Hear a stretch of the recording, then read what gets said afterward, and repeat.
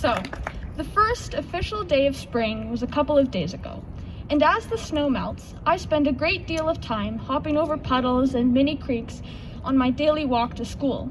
As I travel through our neighborhoods, I've noticed that all of the streams and puddles become entwined and flow together.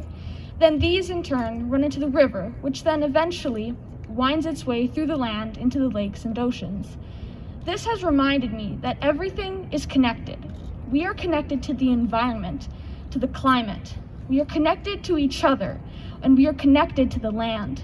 And since we are all connected, our decisions have an impact, even if we aren't necessarily the ones to notice it. The water cycle reminds me that the climate affects our quality of life, and the choices we make influence the climate. Ecology, climate science, and Indigenous teachings all recognize the interconnectedness of people and the environment. I understand that like the streams in my neighborhood, everything is connected. Deforestation, rising sea levels, Indigenous sovereignty, and humanitarian issues are entwined with climate change. And since everything is connected, all of our actions have consequences and outcomes. The climate influences our quality of life, and our lifestyle choices influence the climate.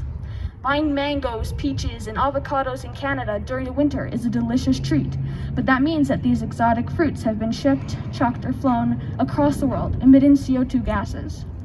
Our actions affect those in other communities, and those impacts are felt differently and at a different level around the world. The richest nations in the world produce the majority of emissions, while the poor countries are more likely to suffer the worst consequences. Because it's all connected, we need to work together and take good ideas from many different sources. Scientists, Indigenous perspectives, politicians, and citizens. We need everyone to be included in the decisions that will affect our future, and we need to come up with solutions that address the complexity of our world. Some of the streams are smaller than others, and they have a harder time breaking through the barriers of vegetation or mud. But when larger streams join them, their combined power frees everyone, and they can all make it to the river.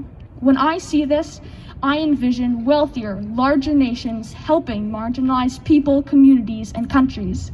Some areas are disproportionately affected by climate change, and they don't have the resources to mitigate emissions or become resilient against climate change. And climate justice cannot be attained completely without social justice. Just like the spring runoff, individually, the little ribbons of water can't do much. But when they join together, they form an adaptable, resilient, and strong river.